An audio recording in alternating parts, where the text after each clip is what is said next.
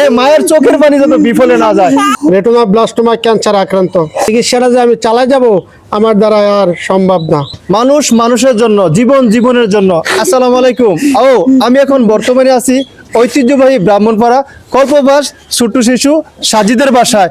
আপনাদের কাছে ভিক্ষা চাইতেছি এই শিশুটার জীবন রক্ষার্থে। অত্যন্ত আমার ভিডিওটা একটা শেয়ার দিবেন, অন্যথায় 10টা টাকা হইলো ভিক্ষা দিবেন।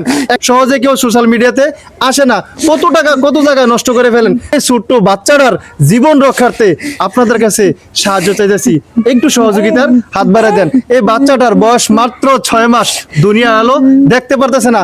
সবকিছুর মালিক কিন্তু আল্লাহ তাআলা, কিন্তু আপনার একটা শেয়ারের উসিলা যেন বাঁচতে পারে ছোট্ট শিশু মাসুম বাচ্চার। এই মায়ের কান্না দেখলে, কার হাত না বাড়াইতে মনে চাইবো।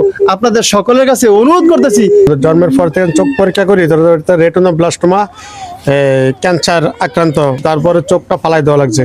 বর্তমানে আমার যা সঞ্চয় মঞ্চ ছিল সব শেষ হয়ে গেছে। আমার আর যে এই চিকিৎসাটা চালাই যাব আমার দ্বারা সম্ভব না। একজন মা একজন বাবা আপনাদের কাছে হাত বাড়াইতেছে। একজন মা একজন বাবা সহজে কারোর কাছে হাত পাচ্ছে না, লজ্জায় পাচ্ছে না। আজকে এই বাচ্চাটার জীবন রক্ষার্থে আপনাদের কাছে আমি ভিক্ষা চাইতেছি। আমার এই ভিডিওটা সর্বোচ্চ শেয়ার করে দিবেন, অত্যন্ত একটা শেয়ার দিবেন, অথবা 10টি টাকা হইলো ভিক্ষা দিবেন। একজন মা কখন মানুষের কাছে হাত পাতে, কখন পাতে। এই মাকে কেউ খালি হাতে ফিরিয়ে দিয়েন না। আজকে মিডিয়ার টিপু ভাই, আমাদের কুরিয়া প্রবাসী আমাদের নাইম ভাই, চাষি বিড়ি সবুজ ভাই কাছে সকলের নাম বলতে পারতেছি না, যারা ভিডিও নিয়ে কাজ করেন, আপনাদের কাছে হাত জোর করে অনুরোধ করতেছি। একটা বাবা একজন মা একজন বাবা সহজে কারোর কাছে হাত পাচ্ছে না, লজ্জায় পাচ্ছে না। আজকে এই বাচ্চাটার জীবন রক্ষার্থে আপনাদের কাছে আমি ভিক্ষা চাইতেছি। আমার এই ভিডিওটা সর্বোচ্চ শেয়ার করে দিবেন। দেশ ও প্রবাসে যারা আছেন সকলের কাছে একটা অনুরোধ, এই মায়ের চোখের পানি যাতে বিফলে না যায়।